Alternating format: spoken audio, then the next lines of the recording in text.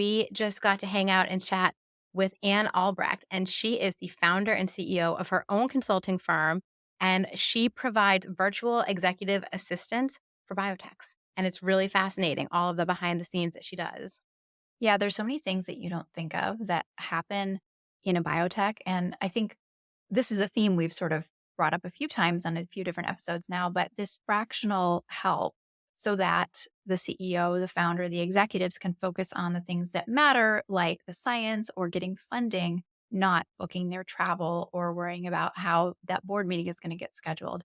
Those are all the things that Anne takes off your plate. And it's such a valuable service. Her model is super interesting too. She has really figured out how to work within the confines of a growing biotech and how to help them scale reasonably. She's also just a delightful person, so much fun to talk to. She has a really cool career journey. I think this is an awesome episode that people are really going to find super interesting, and I hope you enjoy. And thank you so much for being here with us today. We are so excited to get to talk to you on Building Biotechs. And like we always do, we're just going to jump right into it with the first question, which is, what did you want to be when you were 7? What are you now? And how did you get there? Thank you for having me on here. This is great. I had to think back because I don't know how many people remember what they wanted to do when they were 7. Because that was such a long time ago. Depending on what the subject matter was going on in school, like I really wanted to earth sciences, so it was like meteorologist. Or once I got even older than that, I knew I wanted to travel, so being a flight attendant. How cool would that be to fly everywhere? And obviously, I didn't do any of those. So, because who dreams of being, a professional executive assistant for a career? No one, right? Unless they had somebody who was an amazing parent who did that before, right? I went through various stages. I was big into music, believe it or not, when I was growing up. I was a flautist for about 12 years. And when it came to college, I had to decide which direction I wanted to go in. And there's tons of flautists out there. So where would I go? I wouldn't get very far, if I had high aspirations. So it's like, well, maybe I can manage a concert hall or something. So I actually went into management and then said, there aren't too many concert halls. So then maybe I'll go into fundraising. And that was my specialization. And then I did it and I hated it. I ended up saying, well, what's similar? So I changed jobs, went into marketing as an assistant, thinking I could move up the ranks. And tried it out. They gave me for 6 months when I was at a firm called Digitas. They let me try it out both as an admin and working on the marketing team. I was good, but I didn't have a passion for it. But I was really good as an assistant. Maybe I should do that. And then that's kind of how I ended up where I am today. That's a great story. I love that. And I think that that's so interesting too, because I feel like people who sometimes we talk to people and they knew they wanted to be a scientist or whatever, and that's their path. But people who tend to fall more in that operations role, like myself, were the people who are like, I kind of thought this sounded cool. And I kind of thought this sounded cool. And I kind of figured it would all come together in some capacity. But I think that makes you like a really nimble thinker, maybe, or maybe really adaptable to just trying different things and in different industries. Yeah, I think the running joke too. So I am nominally a recruiter, right? That is, if you break down what I do on a day to day basis, I do a lot of things, but one of them is recruit. And for a long time, that was the main thing I did before I was running companies and doing more strategy work. Who thinks they want to be a recruiter when they grow up?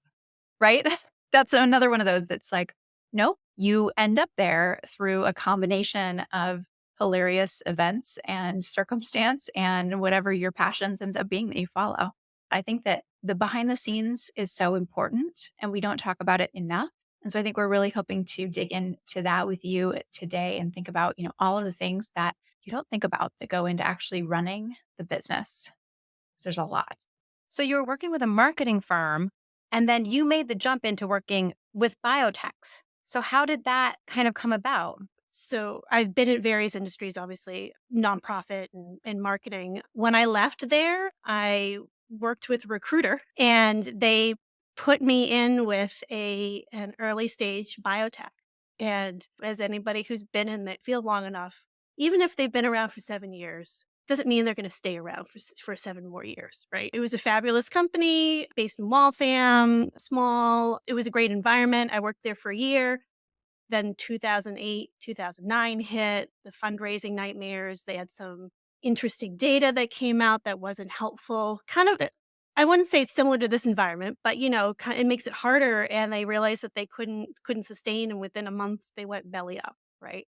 So then I went from to Children's Hospital and then worked with a VC firm after that. That was the last 10 years of my life, was working with a venture capital firm who did early stage biotech investing, right? And seeing everything that they did. So all the spaces that I've been in the past 20 years has kind of, and my educational background have all kind of steered into that direction. So I clearly know what's required for an assistant. I've been exposed to both the front end and the back end of how a biotech is funded and how it runs. And then also seeing how it's built up by working for, I was working at 5 a.m. for 10 years of seeing hands on of how that works. And then when it came to me deciding what I wanted to do next, it was like I had these ideas in my head. Let's go for it. I think there's a huge need for fractional assistant support that for folks that do what I do, who need it on a smaller basis, but also for the biotechs who aren't as lucky. Not everybody's lucky to have these really well-funded VCs helping them out. Because when I was there, they would hand us out every once in a while to some of these portfolio companies, give them the support. But nobody has that. Not everybody has that, but everybody deserves it because they need it. And so I went for it. What are you doing today? Tell us about your company because you are the founder and CEO of your own company now. I am, right. So started it a little over 3 years ago, just as me. Wasn't sure which direction I wanted to go, if I wanted to keep it micro, just be it me and have 5, 6 clients and just go from there. But people kept asking me, do you have time? Do you have capacity? Can you take on more? So after a year after that, I hired somebody, hired 2. Now there's 6 of us in total. We've had over 25 companies sign on. There's about 15 or 16 of them active. And that's where we are right now with some very happy clients.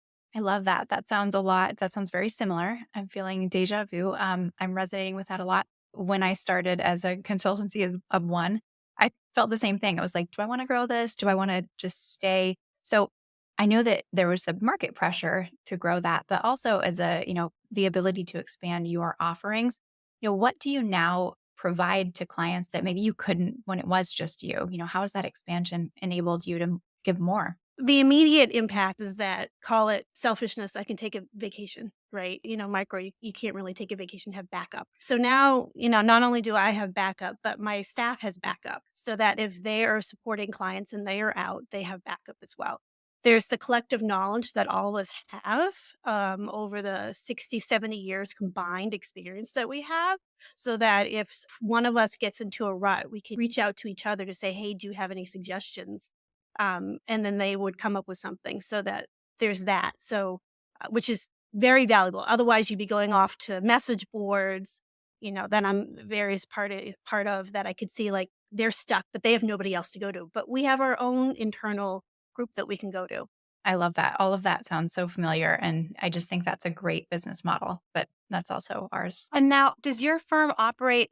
Are you fully remote? Like, are your employees all remote? Do you go into clients? How does that work? When I started, it was mostly virtual. Sometimes I would call a few of the clients remote only because they were local to where I was. And so if they had something special, I could go out and support them. So at that part was remote, because there's obviously a difference between virtual and remote. Everybody seems to think that they're the same, but they're not exactly the same. Now, most of the time, it's virtual, except for various occasions where there's a big important board meeting or event that's happening, and then we will send the assistant who's assigned to that client out if needed to help support them on site. Because not everybody is virtual, all our companies. Some of them are completely virtual, some of them are hybrid, some of them are all in person. And then in terms of our staff, they're located all across the US. Because we have clients both on the East Coast and West Coast, we had to be considerate of time zones. So we've got a few folks in the East Coast, Central, and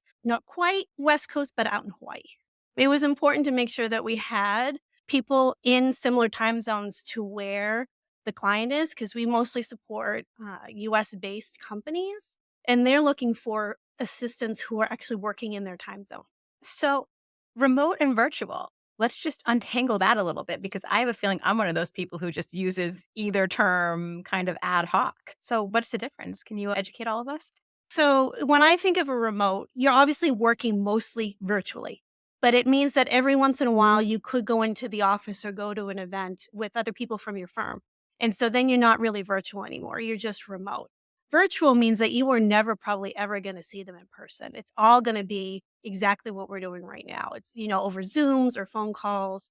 It's all electronic communication. So that's how I view the difference of virtual and remote.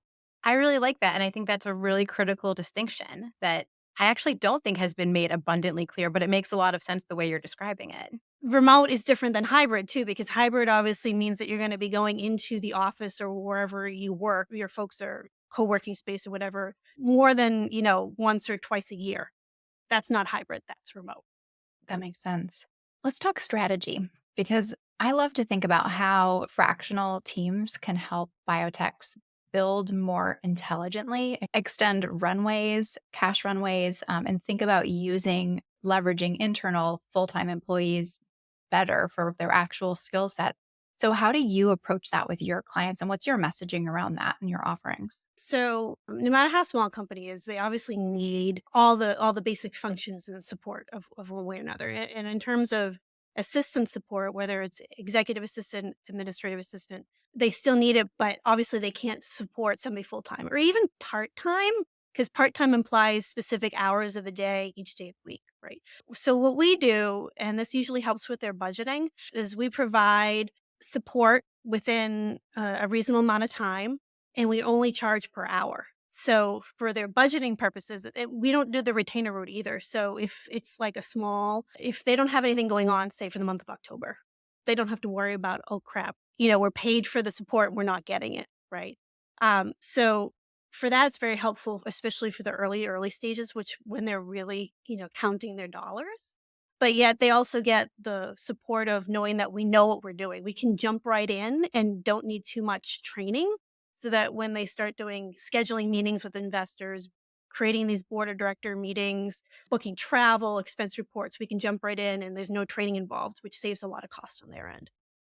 So for a lot of these companies, it's anywhere between 5, 10, 15 hours a week, or even sometimes just a month. And we cater it to each individual company. There's no set standard. Well, even at like, let's say 15 hours a month, what is interesting about early stage founders, sometimes they think, oh, I'll save money by doing it myself. But if you really think about who is the value driver of that company, especially at the early stage, it's the founder. They need to be out pounding the pavement. They need to be doing what they do best, right? Whether it's thinking about the science or getting money, right? Finding that funding, pitching. And so every minute that they spend organizing their travel or responding to an email that is not pertinent to the thing they're really focusing on right now, that is wasted time and money, in my opinion.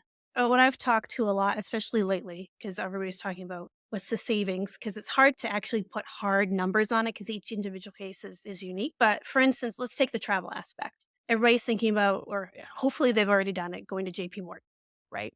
So you think about the rabbit hole that they could go down in terms of trying to find a hotel, trying to find the right flights, if they need car service or a car, thinking about how to get back and forth. You think, oh yeah, I'll just save it on my own. And we all know what happens when we book our own travel. You think, oh, it's going to take 5 minutes. And next thing you know, it's taken 2 hours to find exactly what you want. And then if in terms of between the founder or the CEO and what we are, think of how much per hour they're probably worth in the time spent, and then think about we're a fraction of that cost. And we do this all the time, so we know the ins and outs and how to find stuff probably a lot quicker than them. It seems simple enough as a reason as like why they need us, because in that particular instance, we're saving them a tremendous amount of money and time. So that amount of time that they've spent not doing it can be used towards, oh, I need to reach out to these investors to find some new money or, partnerships with pharmas or, that sort of thing. I'll say too that there's a little bit of extra clout when someone else is helping you with your scheduling. So if they're going to JP Morgan and then they're setting up these investor meetings and they're kicking you over, oh, here's my EA, that is a little bit more clout. Exactly. And the way we function is we're integrated within the company, the biotech or the VC or whatever company that we're in. So when we're messaging with outside individuals on behalf of them, it's from company XYZ. So it's not from, Ann Albrecht at annalbrechtconsulting.com. They don't know that we are consultants for the company. They don't know that we're only working a couple of hours a week at most for them. They think we're full time and we're part of them. And I'm really glad you brought up JP Morgan because when you were saying, sometimes it's a month, that was my first thought. I was like, wow, I wonder how busy she is with JP Morgan. And then that, you tackled that. I assume the answer is very busy. You must see a huge uptick in people who need help around this time. What are the other seasonalities that you see? Like, are there other events that all of a sudden you're like, oh, this is coming up and now we're going to get super busy? Or like, does it quiet down significantly for you in the summertime? What do you kind of see as the trend over a year? Well, it's interesting. So, what I see outside of the individual science specific conferences that happen, and those are obviously individualistic to the companies and the science that they're involved with. And they can happen anywhere between the fall and the spring because usually they don't happen too much during the summer because everybody is taking time off. They're the larger ones. There's JP Morgan and then there's bio in June. So those things can get ramped up. And bio seems to be, in my opinion, getting just as big as JP Morgan. Not as expensive, but being just as big. And, they may not be officially presenting at either one of those conferences, but they'll be doing the networking meeting, which makes it even tougher to find locations because the designated one-on-one spaces at those two conferences, if they're not attending them, you don't get to utilize them. So there's those, and then, depending on how many board meetings they have every year, not all of them have the traditional, March, June, September, and December timeframes. Obviously, those ones make it even harder to schedule during the summer, or if they waited until the last minute towards the end of the year, trying to figure out how to schedule all those meetings for the following year. And then obviously during those particular months of when the board meetings are, is make sure everything is prepared, whether or not it's a Zoom meeting or an in-person meeting. I wouldn't say there's a real downside or a really busy side. I guess you could say between the holidays in December and January, it could die down, but it all depends on if they're attending JP Morgan or not. And then during the summer, sometimes July and August can be slow, but what happens if they're in the middle of fundraising mode?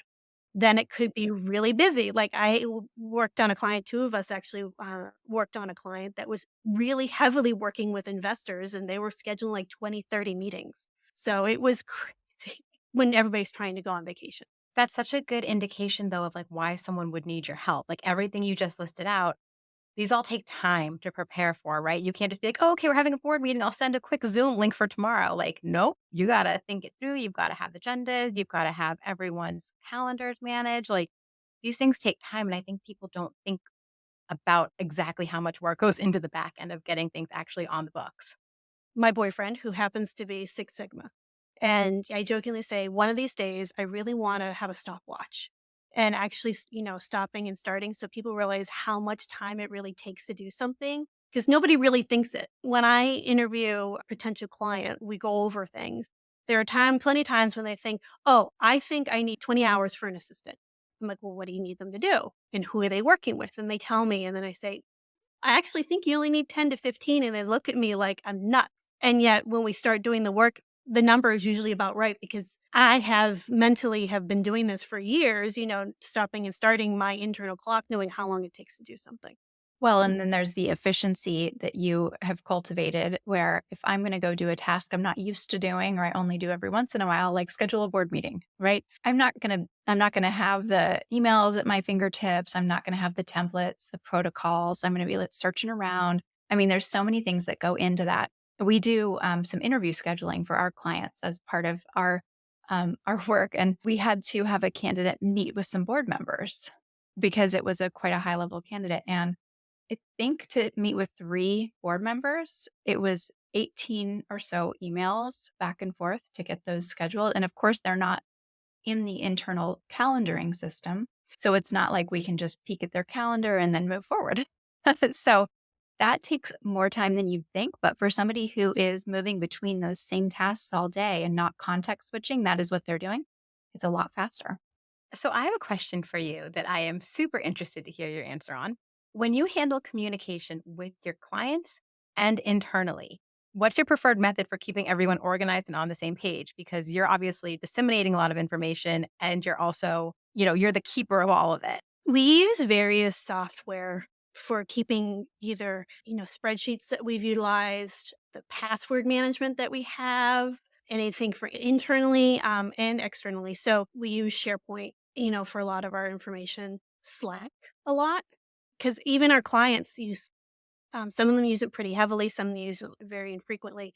We internally use it. So we use that one password so that we can put all our passwords in one spot and just makes it easier in case we have to backfill somebody in just in case somebody was like out sick and we have to fill in for them. It's always interesting to hear about like what's coming up or what people are just like, nope, this is our thing. We're very individualized because it's not like we have a team of assistants working with one client. It's one person. So it's more like what the client is using. And so outside of making sure that we have things in place for coverage or transition, because every once in a while we do transition, it's all individualized. So it's on their space. The everyday stuff that we work on is core. So it's correspondence, it's calendaring, which goes along with the correspondence, right? It's travel, it's expense reports. And sometimes we do deal with some contract management stuff and helping to organize that for the early stage ones, especially so that they're prepped and ready and a little bit more organized when they have to start doing their data room work. When you bring up early stage, and I know that your model is super cool because like people can, work month to month, they can call you in when they need you. But when is it like the ideal time? Like when are you like, yes, you brought me in at the perfect time? Is there a perfect time? Do you have like an ideal client that, they're super early stage or is it more mid stage or are you agnostic? So we have clients that need various different things. So I have one client who is pretty well established and they're actually a public company now, but they only utilize us for doing the board directors meetings because they're pretty slim in what they do. We've got another others that are only, a handful. Maybe they've got 3, 4, maybe 5 at most actual staff. The rest of them are consultants, right? Just like kind of like we are. And it's just the occasional, oh, we need to schedule some heavy investor meetings. Can you deal with that? I would say as soon as you're starting to deal with anything that's slightly complicated rather than just doing one-on-ones, it's probably a good idea to start involving us. As I said, we have clients that are only 5 hours, and then we've got some steady eddies that do between 10 and 15 hours. And as you get used to us, then you start realizing, oh, well, we can ask you to do this and this and this, and then we grow with you. And it's amazing to think of how long we can stay with a firm as they continue to grow until they fully realize that they need a full-time person. And it's usually longer than they think. Even then, I feel like since you are so flexible in your model, once they have their full time person, staying on to be that flex, that overflow. Okay, it is JP Morgan season, or that person wants to go on vacation. And, being able to have that steady knowledge base, that coverage, if you are that flexible, why ever wind down with you? Why not just continue on? We have 1 or 2 of those that have done that. Usually they just say, we're going to stop it, but we know we can go back to you because we have history with you and we can just jump right in. But we can jump right in with almost anybody though, because on the core of it, the EA work is consistent no matter what company it is. It's just, the little nuances here and there are a little different. I just find it so hard to believe, Anne and Karina, that you guys didn't build your companies at the same time while knowing each other because it's sort of like you both built the same model and two different functions. There's a lot of similarity. It's neat. A lot of our clients are really struggling right now because they don't have funding to hire. And so, we've been helping to get really lean in those cases, get really scrappy and think about, okay, well, you don't need a full-time hire for this role. So that was part of the impetus of starting this podcast is thinking about, hey, there's a lot more ways to build a biotech than maybe you've even known about. And it came from, to your point, knowing some of these robust ecosystems where they did give a lot of support to baby biotechs in the different business verticals. And then when we work with clients that don't have that support, it is so obvious. They really need it. And so I'm really excited to have this conversation because it's yet another thing that we can offer to our clients and say, hey, you don't need yet to hire a full-time EA, but you do need an EA. I agree. And we think of the things that they may not have thought of. And, we have a list of providers just like you do that they ask me, like, hey, especially when it comes to like IT or, what happens if they can't always ask us to do the travel? Do you have any travel agency suggestions on who to go with? And, we have those as, all those sorts of things that you probably have as well. So that if it comes up, you're like, I know exactly who you should work within the budget that they're looking for and the time constraints. So Yeah, that kind of brings me to my next question. When you think about the strategy that you provide, it sounds like more than just doing the work. You also are able to be a resource to your clients.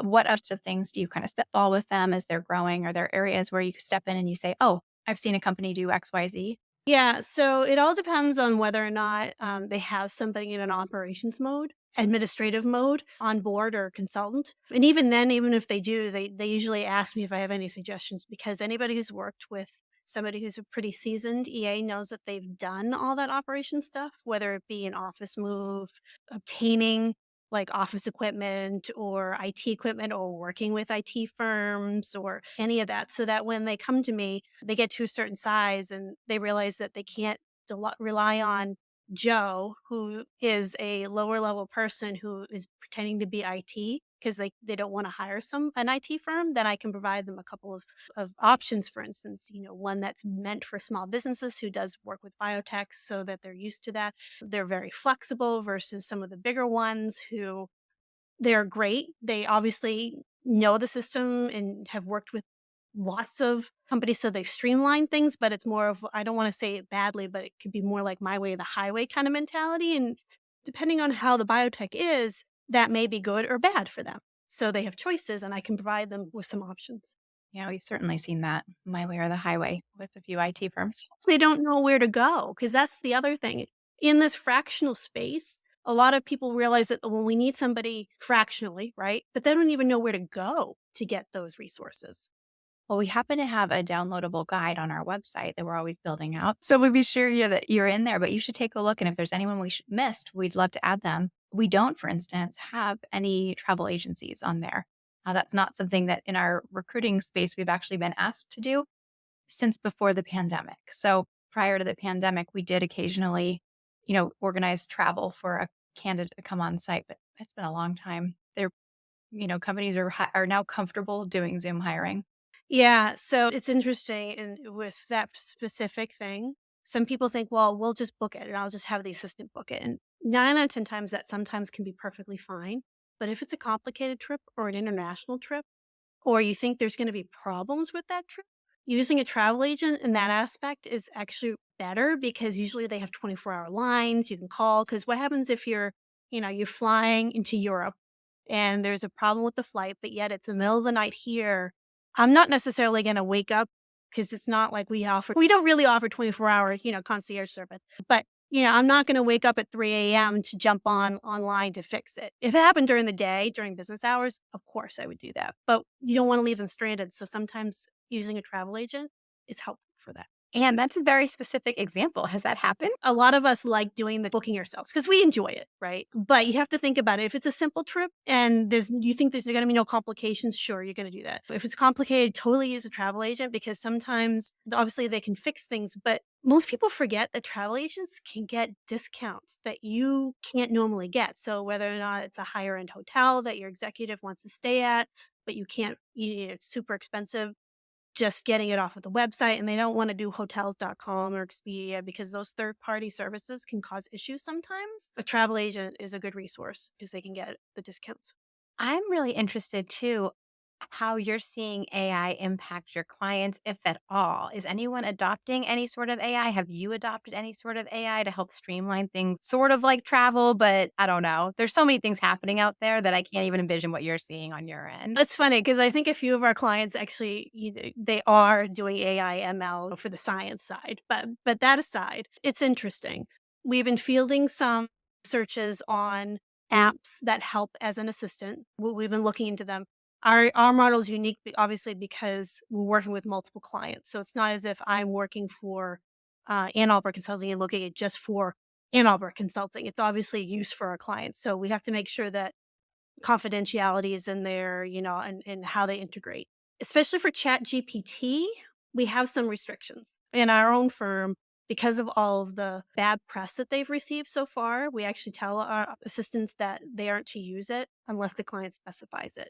Only because I don't want anybody getting into trouble for something that, they've used it for and it's incorrect, right? But I do know that as an assistant space, they've been talking about finding ways to make it a lot easier. Was looking at multiple calendaring, so it's a little bit more than just using Doodle poll, which I'm sure most people have heard by now if they've had to do meetings. A little bit more robust in that. But the question is, how does it integrate with other people's calendars, both outside the firm, and how do you deal with the confidentiality and where does stuff get saved? it's definitely going in that direction, and we definitely wanna start using it, but I don't think it'll ever negate the human aspect of how we deal things, 'cause, that's been a lot in the news lately about assistants is, "Oh," like Calendly, for instance. "You don't need an assistant because we have Calendly." Well, somebody still has to act as the assistant on Calendly. You send the person a link, and then they still have to go digging and searching to see what works and doesn't work very well with multiple meetings and all this other stuff. I think there's also something else too. When you're dealing with things, particularly like travel and all the many things, many of which are very confidential that you handle, there's something to having a person there for even like the emotional support side of things, right? If something's going off the rails, you've got a person. If you really need to run an idea by someone, you've got a person. Like Calendly's great. Again, I still have to send the email that sends the link. And if something goes wrong, I can't get into the back end of Calendly and fix it. Whereas, like, if someone could just be like, "Oh, I'll just email them and I'll handle this situation." There's a huge element of just having that support and feeling like you have a team with you rather than just fully relying on, software. I think that really means a lot to people. People love connection is basically what it comes down to. The interesting thing with that is that the more things get easier and complicated at the same time, you still have to troubleshoot that. So it means that the assistant actually has to be pretty technically savvy and knowledgeable. So, making sure that they have all that background so that they can figure it out. Because for all those aspects, usually if you have an assistant, they're the first line of defense, even before IT is called. Yes, that's exactly what I'm driving at. It's knowing someone's in your corner. And I think, yes, you have to be tech savvy and all that. You also have to be financially savvy because we keep a really close eye on how many systems we're looking at and paying for. And, it's so easy to be like, oh, this sounds cool. Subscribe to this. Oh, it's 1 month here, 1 month here. Da, da, da, da, da. And then part of what I do is sit down and look at all the systems we have and say, do we even need these anymore? Are these redundant? Are these a security risk? Because the more systems you have, the more security risk you have. So, someone does have to manage that and stay on top of all of the subscriptions. And I think that's where you see, like, you need a person on the ground. No software system's doing that for you. I agree. At least not yet. Yeah, in the recruiting space, we're seeing a lot of really interesting stuff with AI for sourcing and outreach for candidates. And there's part of my job at the moment is to stay on top of that because we need to make sure we're cutting edge and we're doing all the things that our clients would expect us to be doing to cut costs and to speed up processes while staying safe, while staying legally compliant. Because we're also seeing that I think just New York now, but other states are following suit, have legislation on the books about using AI in hiring. So I'm sure that well, more to come on that. It's every day I have multiple Google alerts so that I know what is coming down the pipe for recruiting. And I'm sure that that's, in your space too, there's a lot to consider there. Yeah, I mean, on a side note, I mean, obviously you know this, but AI is built on, obviously it's still built by people and their biases are unconscious bias. It's more than they think it. So that's obviously like with Chat GPT, what got them in trouble is a little bit of the bias going on there. And I think they found that with some of the AI software for recruiting is that there was a little bit of bias. Yeah. So what happened there was really interesting. It's built by people, but then it's also trained by data. And who decides what data it trains on? It's not conscious. It doesn't know to pick through data and think, okay, why would this data set not be totally unbiased? And so some of those early headlines were that some companies had an early start at using the OpenAI system way before we knew it as ChatGPT, and they started to build AI and similar tools into their databases. And these companies were really big companies with large databases, but they also attracted particular demographics for years and years and years that applied to these jobs. And so an engineer is a white male. That is what their database told it because that was the skew. And so it's so fascinating. So now that we know that, it's easier to train on better data sets. It's garbage in, garbage out, just like data analysis for the entire history of the world. We just did it much faster and much larger this time. In terms of using it for our purposes, I'd rather wait. Think of it like an update to any like Microsoft software. You get the people who want it right away and or the phone, right? Think of the iPhone update, right? They want it right away, play with all the new things, whether or not there's bugs or not. And then you have the people who wait until the very end who should have been in. I like to be somewhere in the middle. I want to vet it a little bit more so that we don't have as many hiccups. But I also don't want to be the tail end of it to find out that we're one of the last people to use it. If someone's thinking about working with you as a consulting firm, or they're thinking about making an in-house hire, what do they need to consider between those two things? Like, is there something that, differentiates a consulting firm doing EA work or just hiring a full-time EA? So, cost savings wise, if you're not going to be actually having somebody truly do 30 or more hours of actual work, it probably makes more sense to hire somebody like us because of all the other extra costs that are associated with hiring somebody full time. But not every executive is savvy about this because I remember when I first started doing this and I would say what our hourly rate is and just sort of like a law firm, we book to the closest 15 minutes, right?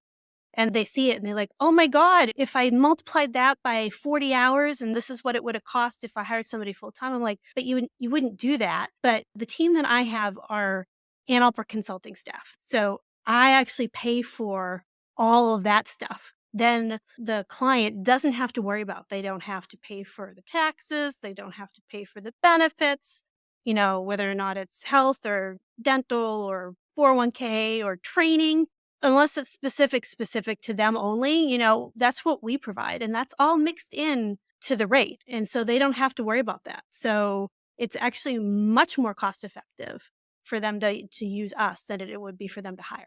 The only time that it would make sense, obviously, as I said, is if it's gonna be at least 30 hours or more, and especially if they're gonna be in person. Yes, because we're not gonna be there in person, right? But usually the core is 30 hours or more, and we've transitioned a few companies once they've hit that mark, and I'm very proud to say, and I tell them congrats because obviously that means they've done enough work. Well, that means you've done your job so well too, right? Because you've helped them scale and grow. So it is a mark of success the whole way around. Yeah, that's how we look at it too. Eventually we hire replacements, and that just means that we did a good job and everyone wins. Sort of along those lines, the other big cost savings that I, as also a W 2 employer, see are the vacation time too. And people don't think about that, especially, I bet, in your space, because when your EA goes on vacation, it feels really jarring. That is a big problem if you are used to the support, but with your team, that's covered, which is really nice as well. Exactly. So unlike with a micro company or individual consultant, they get the backup from us. So they take a week or 2-week vacation. We ask them, "Do you want fill in?" And we'll fill them in. And depending on what the client is, will determine on who should fill in because we all have our strengths. I think what you do is so valuable because there's so much going on behind the scenes that does not need to be and should not be done by the executives because they need to keep their eye on the prize and they need to be building their biotech and not worrying about all of the things that actually have to be done to build that biotech. So you just are such a facilitator. And I think from as a recruiter who did used to go on site, my main counterparts were the EAs. And it is just such an amazing role that it just touches every part of the company. And I don't think enough people realize that, especially when they're in a small company. You see it more when you're in the bigger companies and you're seeing, the EA staff is sort of circulating and just handling all the things. But at those small companies, you just provide such a valuable service. It's a little taste of that. What's to come and what can you facilitate? And can I tag in something on that one? Because you made me think of something. Anyone who's listening to this who was like, wow, this sounds like a career I'd be really good at. I love organization. I love calendar management. I think this would be really cool. We talked about your career path and it's a little windy, and my career path has also been windy. But looking back, are there things you would tell someone like, hey, this would be the experience I would specifically go after? These would be the skills I'd start really building because I think that's really valuable. If someone wants to be an executive EA, where would they even get that experience? I don't want to advocate constantly moving around, but I definitely think because each company has a different culture. So, and each company is unique between small and large, requiring different things. So that's important. Truly, truly, truly taking advantage of any trainings and encouraging them to speak up to their managers to ask for that training. Because most companies tend to forget, unfortunately, that assistants still also need the training and to network. The nature of the assistant position is a very siloed, very kind of lonely position, even if you're in a larger company. And yet you're expected to know all this information. And the only way to know all this information is actually to go out there.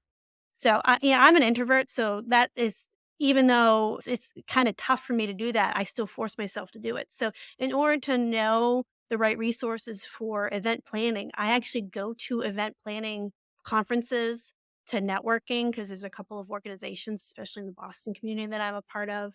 So, I'm part of that. Even to a certain extent, a lot of EAs tend to do some of the lower level HR related stuff, right? So, there are some HR related things that they could do. And the same thing for operations. So, getting out there and learning about that stuff is very important. And if they need somebody to mentor, definitely, finding somebody who they can mentor and chat to and who can lead them in the right direction.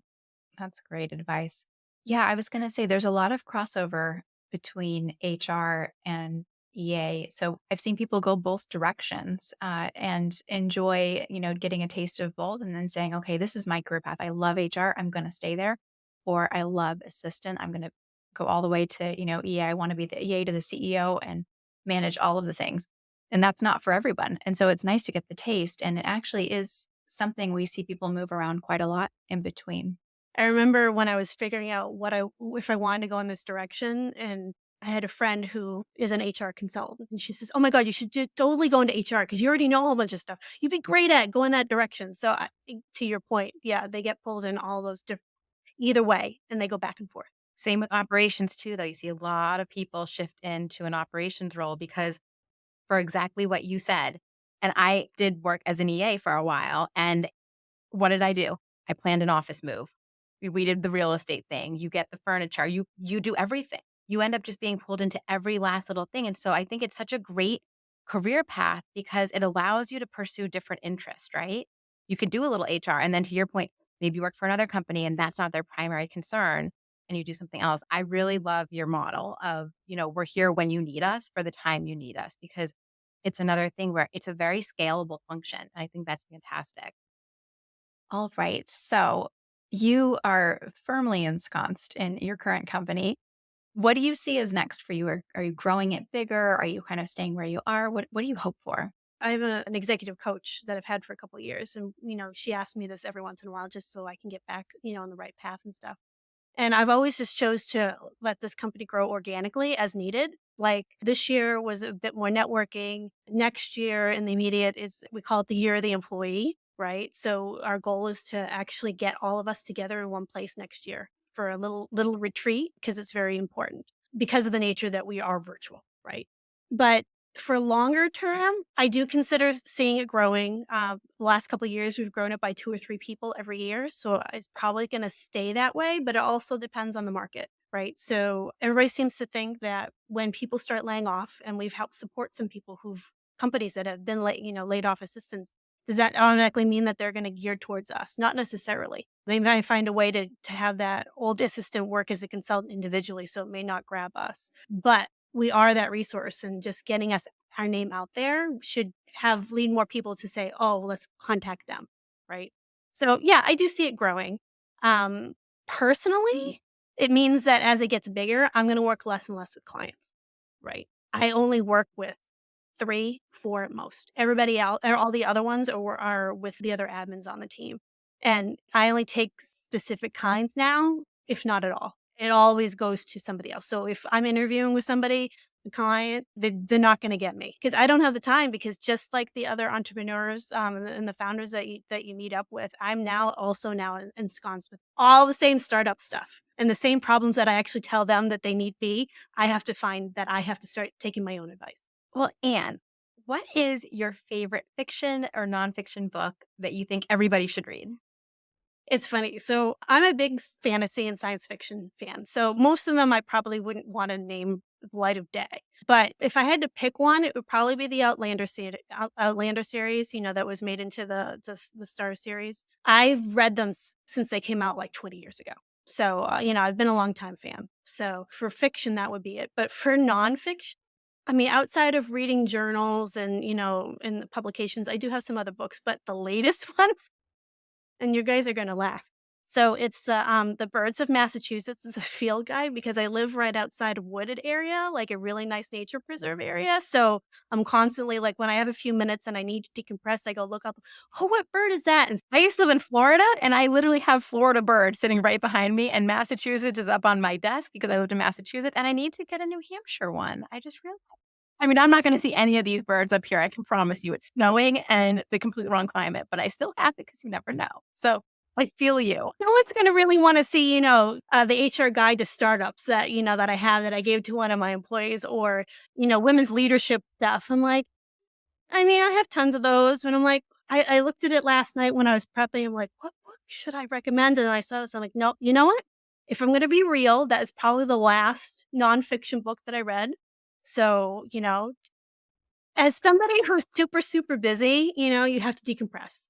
And so, and working from home, it doesn't mean I can get out very often, but I have the woods and I, just take a minute. I'm like, oh, let's listen to the bird. I'm like, what bird is that? So, take your mind off of work to go back to work. Very cool. I love that. We have a whole list on our website of all the books that have been recommended, and I'm absolutely adding that on there. So, Anne, where can everyone find you and contact you if they want to learn more about you or your company? Sure. So we're on LinkedIn. So you could always look up Ann Albrecht Consulting. We have a website, annalbrechtconsulting.com. Or you can, certainly drop me a line. It's really easy. It's Ann at annalbrechtconsulting.com. So Perfect. We'll link all of that in the show notes so that people can click right through if they're on their podcast app. But it has been such a pleasure. And I really hope people have learned a little bit about this, about all the inner workings, the things they need to think about building a biotech, and maybe some career paths as well. yeah. Great. Thank you so much for having me. It was a pleasure. Thank you so much for coming on.